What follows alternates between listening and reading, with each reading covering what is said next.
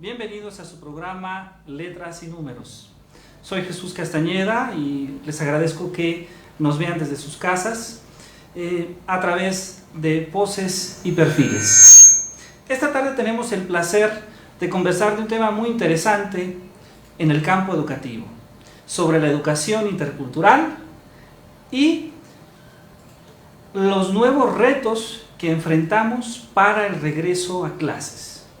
Me acompaña nuestro invitado, el doctor Ernesto Rodríguez Moncada. Muy buenas tardes, doctor. Buenas tardes. Quien es licenciado en Pedagogía por la Universidad Nacional Autónoma de México, maestro en Educación por la Universidad Autónoma de Querétaro y la Universidad Nacional Autónoma de México, y doctor en Educación por la Universidad Pedagógica Nacional. Doctor Ernesto, un tema muy interesante que además ha sido de su campo de especialidad a través de muchos años. Cuando nosotros escuchamos justamente el término de educación intercultural, pues aparecen siempre como que muchos conceptos que son interesantes y que en muchas ocasiones la mayoría de los ciudadanos no entendemos o no conocemos completamente. Comúnmente, cuando leemos un texto de educación intercultural, vemos que aparece con mucha importancia el término de cultura, el término de educación y el término de sociedad. ¿Cuál es entonces la interacción que hay entre estos tres conceptos en su ámbito de investigación? Bueno, bienvenidos, buenas tardes a todos, a todas. Gracias por la invitación, doctor Jesús. Esto que mencionas es muy relevante, la aclaración conceptual, me parece, porque se presta a confusiones y, como veremos más adelante, el tener claridad en estos conceptos nos va a permitir entender la problemática actual. El concepto de cultura refiere al universo simbólico de representaciones que un grupo humano o una sociedad determinada hace de sus propias prácticas. En este sentido, las costumbres, la comida, la vestimenta, eso que llamamos folclore, no importa para el concepto de cultura tanto como algo que objetivamente se realiza, sino cuál es el significado, la significación que la gente que participa de ellos le da a esas prácticas. Por eso es simbólico. Es muy importante entender esta parte de lo simbólico porque le da flexibilidad a la cultura. Es decir, a partir de qué me representa aquella práctica, es como yo la vivo y la transmito. Pero entonces cada generación puede ir interpretando de manera diferente las propias prácticas. ¿A qué se debe esto? A que los referentes de interpretación cambian por la educación, por influencias externas al grupo cultural o a la sociedad de la que estamos hablando, ¿no? En este sentido, la cultura requiere de un código, requiere de un sentido. ¿Cuál es el sentido de la práctica para ese grupo o sociedad? Al mismo tiempo que supone una interpretación. En culturas o sociedades muy cerradas, la cultura se mantiene precisamente porque los referentes de interpretación son los mismos. Pero en las culturas actuales, en las sociedades actuales, vivimos la internet, vivimos precisamente influencias por la televisión, por los libros, por las revistas, etcétera, que hacen que los miembros de una cultura tengan otros referentes para interpretar su propia cultura. Y esto hace que se cuestione la cultura propia y a veces las otras culturas o viceversa, ¿no? Entonces, ¿cómo podríamos definir la educación intercultural? La educación es un proceso mediante el cual se van formando las nuevas subjetividades. Las nuevas generaciones se constituyen como subjetividad, es decir, como personas que piensan, que recrean, que imaginan su mundo a partir de lo que van viviendo en él, de este simbolismo cultural. El proceso educativo supone que quien organiza o estructura la propuesta educativa escolar, ¿no? Un plan de estudios, un diplomado, como le queramos ver, está pensando que eso es importante enseñarlo.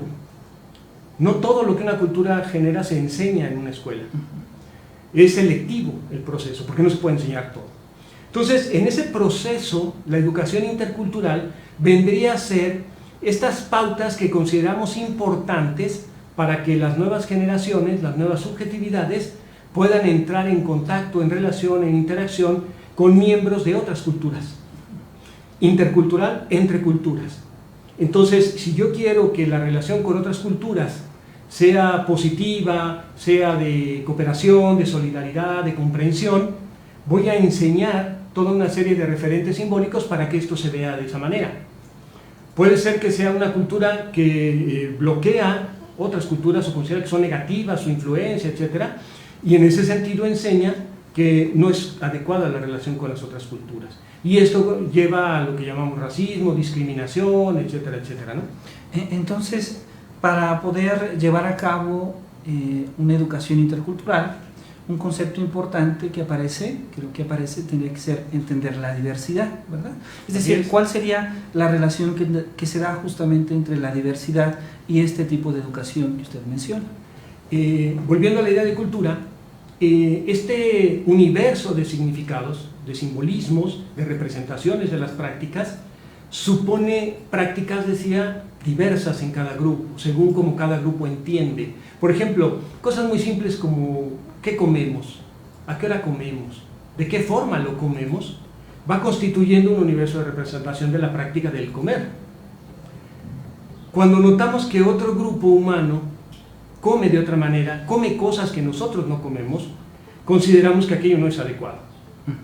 Entonces, la interacción permitiría precisamente reconocer la diversidad y respetarla. Pero al mismo tiempo cuestiona la propia práctica. Es decir, si yo en mi alimentación no incluía ciertas comidas que otros grupos tienen, yo puedo plantearme la pregunta, ¿y por qué yo no lo como? ¿Por qué yo no lo consumo? ¿No? Entonces, eso posibilita la interacción. Ahorita, la misma cuestión del COVID, por ejemplo, se menciona que fue producto de que los chinos comían o comen cierto tipo de animal. Todavía no se define bien si el pangolín o el murciélago, etcétera, ¿no? Evidentemente, porque ellos tienen en su dieta, en su alimentación, pues una variedad que nosotros desconocemos. Claro, entonces, el desarrollar una educación intercultural, por ejemplo, da pauta a también el poder desarrollar una educación inclusiva, considerando el respeto a esta diversidad. Así es, la intención o la finalidad de una educación intercultural es precisamente abrir el universo de simbolismos y significaciones de las subjetividades de un grupo determinado, de un grupo humano determinado, para que comprenda a los otros, los respete y al mismo tiempo entonces reconozca que él no es el único en el universo, que hay otras culturas, otros seres humanos, otras personas que piensan diferente, que opinan diferente, pero que esos referentes simbólicos de representación tienen la misma validez que los míos. Entonces la educación cultural idealmente supone precisamente el respeto, el reconocimiento y respeto de la diversidad. Perfecto. De hecho, todos hemos estado viviendo en los últimos días un cambio muy importante, ¿no? Con respecto a la pandemia COVID-19. Para usted, ¿cómo ha cambiado la educación después de esta pandemia, en esta pandemia? ¿Qué cambios ha sufrido la educación, digamos, antes de la pandemia con lo que está sucediendo actualmente? Ahorita estamos viviendo un proceso complicado porque la pandemia nos llevó a trabajar la educación a distancia y fundamentalmente por medios tecnológicos, ¿no? Educación virtual a distancia, digamos, o distancia virtual. La cuestión es que la cultura escolar presencial constituye también un universo de simbolismos, una manera de los profesores de estar en el aula, de interactuar con los alumnos, de organizar la clase, de presentarla, de llevar a cabo las dinámicas, de evaluar. Cuando pasa a lo virtual, y además en el proceso acelerado que vivimos, no dio tiempo a una reestructuración de esas representaciones prácticas. Entonces ahorita estamos viviendo problemáticas en el sentido de concebir cómo se accede a la educación virtual a distancia, profesores que tenían muy estructurado su programa a lo presencial y ahora tienen que rediseñarlo pensando en lo virtual, pero que desconocían esa herramienta, que nunca trabajaron a distancia, que incluso a veces se les dificulta el acceso al internet, el uso del correo, lo mismo sucede con alumnos, y entonces está generando problemáticas y confusiones porque algunos quisieran que todo fuera videoconferencia para sustituir la educación presencial, es decir, si antes estaba en el aula 2 horas y ahora va a ser en la plataforma virtual, lo que quisiera es tener una videoconferencia de 2 horas. Entonces, pero ya no hay la posibilidad de eso, porque el alumno del otro lado pues tiene otra serie de circunstancias y situaciones, ¿no? En la evaluación, en la forma de interacción, cómo pregunto, cómo hago que los alumnos interactúen entre ellos si cada uno está en su casa, en su computadora. Eso es parte de los retos. Creo que va a llevar un tiempo comprender estas nuevas herramientas, estos mecanismos, no solo porque la pandemia se ve que el proceso largo, ¿no? Sino además porque adentrarse en este nuevo universo va a suponer que tanto alumnos como profesores adquieran nuevos referentes de representación de lo que es la práctica educativa. De hecho, esto que usted nos ha comentado en cierta medida son gran parte de los retos a los cuales en este momento se están enfrentando los profesores. Pero, ¿cuáles serán los retos que tendrían que enfrentar, por una parte, los padres de familia y, por otro lado, el sistema educativo nacional? Respecto a los padres de familia, el solo hecho de ahora tener que estar con el hijo en el mismo espacio, viendo cómo hace o no la tarea, cómo interactúa con su maestro en línea, cómo lleva a cabo sus actividades escolares, también coloca al padre de familia en una nueva circunstancia. Es decir, estar habituado a que tu hijo se va 4, 5, 6 horas fuera de la casa y tú no te enteras de nada de lo que sucede hasta que regresa y te cuenta, si es que te cuenta lo que hizo en la escuela. Es muy diferente ahora tenerlo ahí y que siga una dinámica para la cual no está acostumbrado el alumno, ¿no? Entonces el padre de familia también puede estar muy interiorizado o no de la internet, de la educación virtual, de todas estas herramientas, pero tampoco es que él sea miembro de esa cultura tecnológica moderna. Entonces le genera problemas, ¿no? Haz la tarea, ponte a estudiar, a qué horas tienes la clase en línea, ¿no? Para el Sistema Educativo Nacional, en la Secretaría de Educación Pública Federal, sabemos que organizó una serie de programas, pero tenía el problema de los horarios, ¿no? Entonces, los niños de preescolar, por lo que he sabido, tienen sus clases a las 6, 7 de la mañana, ¿no? Entonces, ¿qué niño de preescolar se va a parar a las 6, 7 de la mañana para prender la tele y ver su programa? ¿Me explico? Es decir, ¿cómo compaginas horarios en una dinámica en la cual prácticamente la estructura de horarios de la vida cotidiana se rompió? La gente ya no se está parando a las mismas horas porque sabe que no tiene que salir corriendo de su casa. Entonces, y además podría en un momento dado entrar a una plataforma virtual a la hora que fuera. Claro, ¿no? ¿Qué tenemos que aprender? Es decir, después de este aspecto de estar tantos días en casa, de tener que cambiar la manera en la cual llevamos nuestra práctica docente, dejándolo un poco de ser presencial a convertirse en una educación en línea o virtual, ¿qué tendría que aprender, por ejemplo, las autoridades educativas en los diferentes estados y en nuestro país con respecto a cómo pensar o repensar la educación? Yo diría que un aprendizaje fundamental, y no solo de las autoridades educativas de la educación pública, sino también la privada, porque están viviendo esta situación también, es comprender que los profesores necesitan un proceso de capacitación y de formación para la educación a distancia virtual, que los alumnos también lo necesitan, que no es lo mismo, ¿no?, estar en un aula que estar frente a una pantalla, y que entonces el nivel de exigencia a los maestros y a los alumnos tendría que irse mediando de acuerdo a niveles de complejidad del conocimiento, niveles de complejidad de un contenido determinado. Por ejemplo, hay muchas materias que son prácticas, talleres, imagínate la formación de odontólogos, la formación de chef, la formación de gente que requiere lo práctico, pero además lo práctico compartido, con una asesoría de un compañero, de un médico, un doctor, etcétera, ¿no? ¿Cómo lo haces en la casa si no está ahí la persona? Entonces hay que comprender que se tienen que formular otra serie de estrategias mucho más diversas, amplias, ricas en herramientas, en materiales, en recursos, para que paulatinamente, tanto alumnos como profesores puedan acceder a este tipo de educación y puedan sacarle el máximo provecho.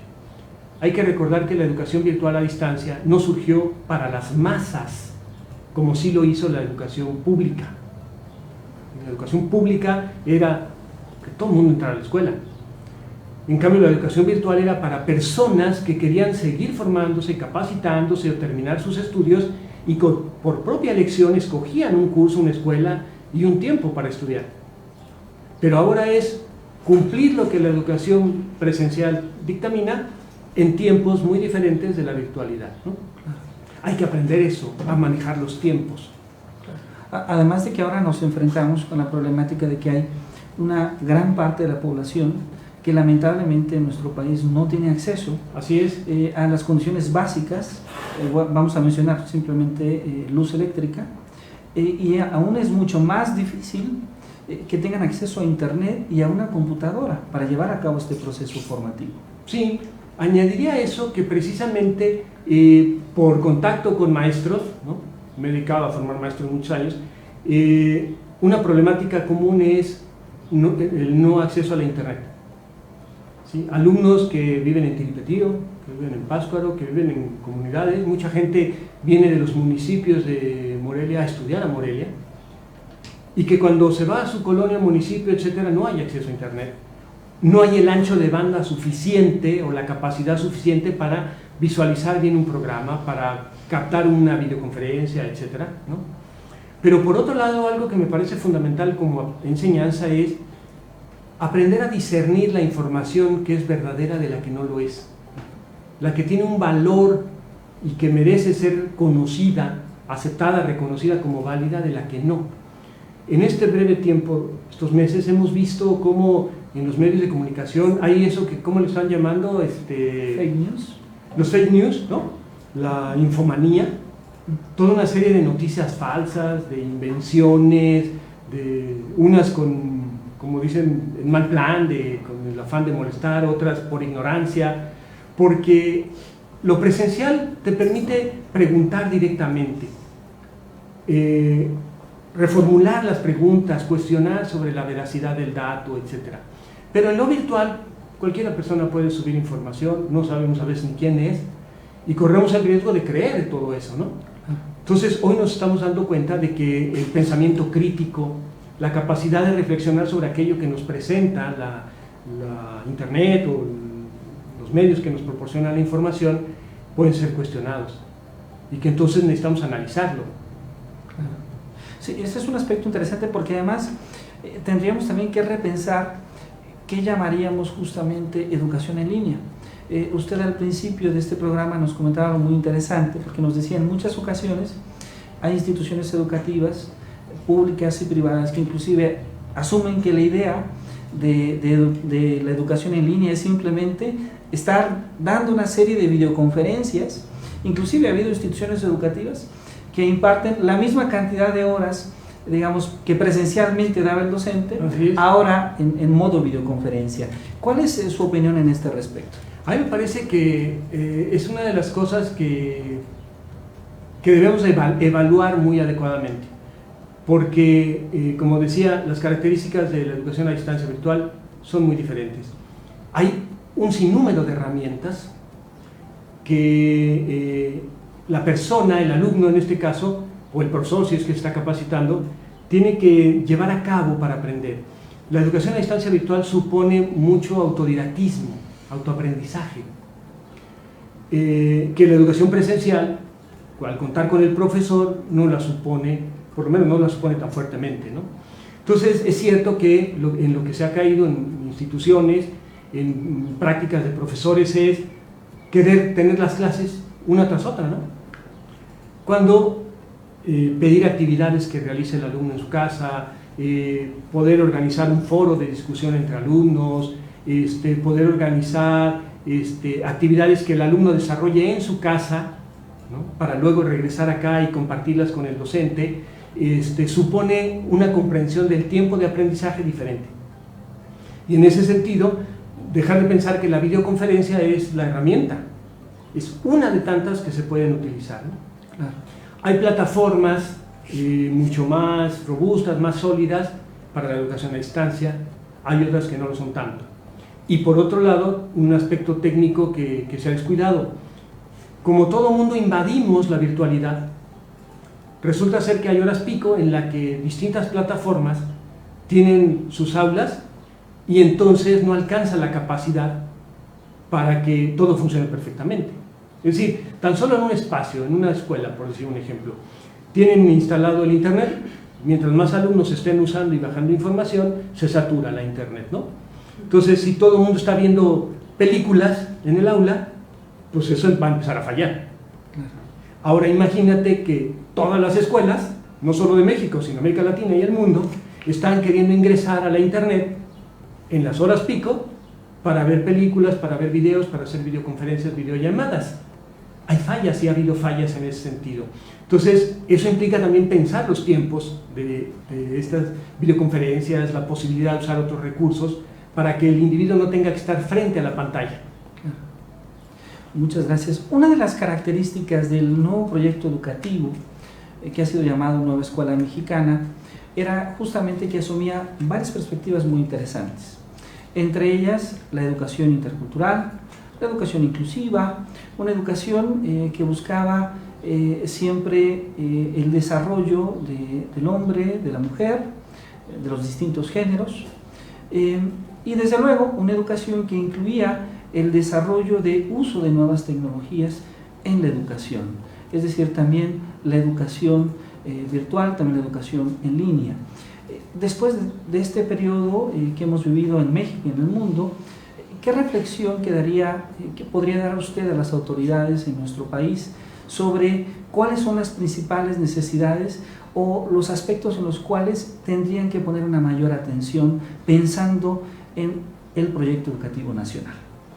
Una de las cuestiones fundamentales es el acceso a Internet, con el ancho de banda, con los recursos, con la capacidad suficiente para la atención a toda una población, que son millones de alumnos en este país, ¿no?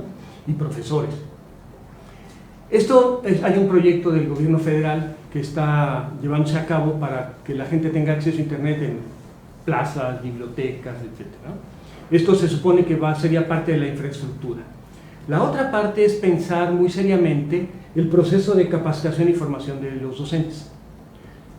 Porque, insisto, yo lo he sido, muchos docentes lo han sido, docentes presenciales durante 20, 30, 40, 50 años. Entonces, la idea de cómo educar, de cómo debo de evaluar, de cómo debo de interactuar con el alumno, ya está dada en ese universo de simbolismos que mencionaba que generan prácticas. Entonces ahora la nueva tendencia supone que debo de acudir a la tecnología, no solo verla como herramienta en sí, sino que implica nuevas representaciones. Es decir, para los jóvenes que nacen ya con la tecnología, lo hemos visto con los niños chiquitos, les das un celular y lo mueven, hacen, ven programas, etcétera, ¿no? Entonces, a veces tienen más habilidad en ese sentido que los adultos o que los profesores. Entonces, los alumnos te pueden llevar la delantera si es que el profesor no va asumiendo que esta situación, que no es una situación que se va a acabar ahora que termine la pandemia, es decir, es una tendencia que ya muchas instituciones están hablando hacia mediano y largo plazo para una educación virtual o semipresencial, que va a implicar algo en el aula y fuera del aula, ¿no?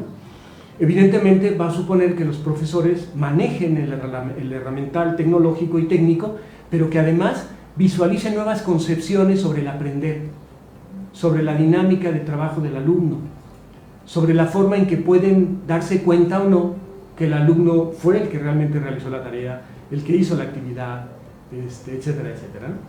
¿Qué recomendaciones podríamos dar a los padres de familia? A los padres de familia que ahora se han enfrentado a tener a los hijos en casa, ahora sí que de tiempo completo, pero además a de alguna manera tratar de contribuir a su proceso formativo a través de las distintas plataformas, a través de actividades que han dejado los profesores. ¿Qué recomendaciones le daría a usted? Es un punto interesante y un poco delicado en el sentido de que creo que ahora se le va a cargar mucho la mano a los padres. Si antes las escuelas parecían ya guarderías, que el papá los mandaba a la escuela y ya se desocupaba de ellos, se olvidaba de ellos, ahora es al revés. Claro. En ese sentido me parece delicado porque entonces, aparte de trabajar en casa o de hacer del hogar, lo que se tenga que hacer es ver que el alumno, el hijo, lleve a cabo sus actividades escolares. A mí me parece que en términos de las autoridades, vuelvo tanto a las autoridades antes de continuar con lo de los padres, las autoridades tienen que visualizar formas más creativas para organizar esa educación a distancia, insisto, para no estar horas pegado a una pantalla. Esto permitirá que haya mayor interacción en la casa, porque en el momento en que se quiere construir un nuevo conocimiento, se quiere aprender algo nuevo, pero tienes múltiples recursos como una biblioteca virtual, como libros en tu casa, como poder ir a algún lugar o museos virtuales, en fin, todo esto, ¿no?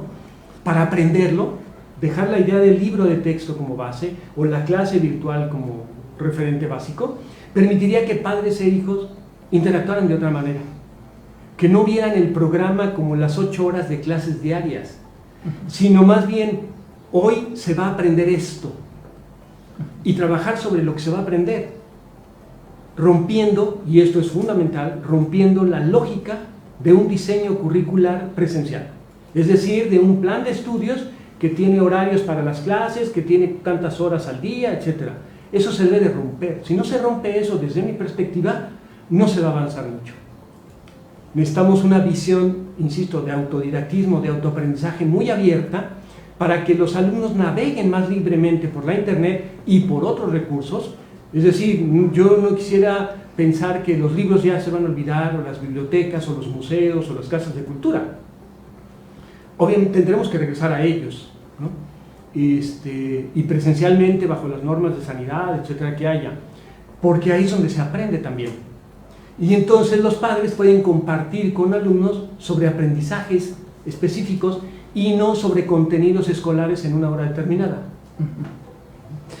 ¿Qué podríamos decirle, por ejemplo, ahora pensemos en este gran grupo social que tenemos en México, en las zonas rurales, en las zonas indígenas, en las familias migrantes, que difícilmente tendrán acceso a tener una computadora en casa y a tener internet para poder llevar a cabo un programa de formación con sus hijos? ¿Qué opciones se podrían tener para estos grupos sociales? Por un lado, evidentemente, si se lleva a cabo este proyecto del gobierno federal de poder contar con internet en todo el país, ¿no?, eso abrirá puertas.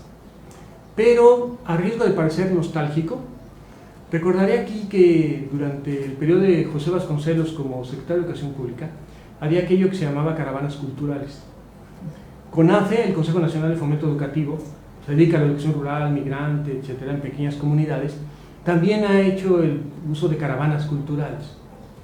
El Politécnico Nacional en algún momento dado tenía un camión que iba de comunidad en comunidad llevando libros, películas, teatro, etcétera. Yo creo que eso es necesario que las autoridades educativas lo recuperen.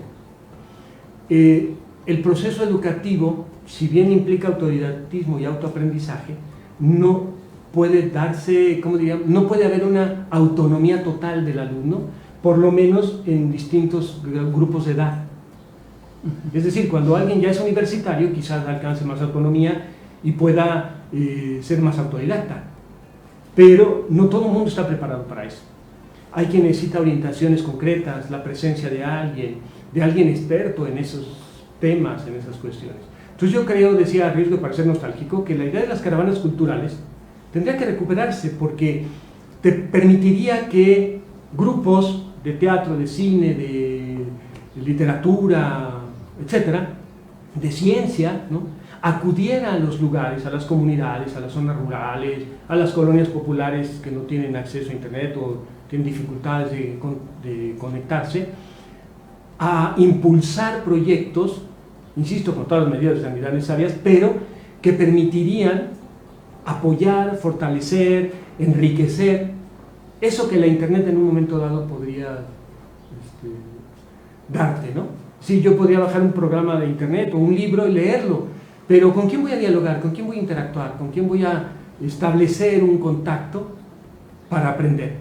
Porque recordemos, Sabater enfatizaba esto, la educación es un intercambio de subjetividades. Si yo no tengo con quién interactuar, compartir, discutir, reflexionar, lo que leo, lo que veo, me quedo con una autorreferencia. Y esa autorreferencia puede ser muy contraria o negativa a la interculturalidad.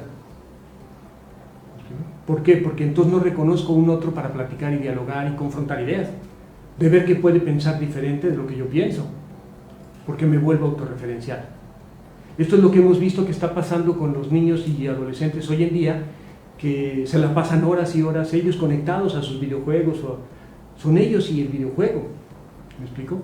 ¿Y dónde está el otro o la otra? En procesos educativos tenemos la responsabilidad de siempre desarrollar este sentido de la otredad, de la alteridad, ¿no? Hay un otro y ese otro me ayuda, contribuye conmigo, somos uno y otro, ¿no? Pues le agradezco mucho, doctor Ernesto Rodríguez Moncada, ha sido un gran placer, nos acompaña esta tarde en Letras y Números. El doctor Ernesto Rodríguez Moncada es profesor de la Universidad Nacional Autónoma de México, y también colabora con el Centro de Investigación y Enseñanza de las Matemáticas. De hecho, es coordinador del Diplomado en Educación Intercultural, Diversidad y Pedagogías Críticas. Pues agradecemos a todos ustedes su atención y los esperamos el próximo jueves. Perdón, ¿podrías decir que todavía se pueden inscribir al diplomado? Claro que sí, y desde luego, como bien lo dice el doctor Ernesto Rodríguez Moncada, las inscripciones para este Diplomado en Educación Intercultural, Diversidad y Pedagogías Críticas están abiertas, así que los esperamos. Muchas gracias. Gracias. Muchas gracias. Muchas gracias.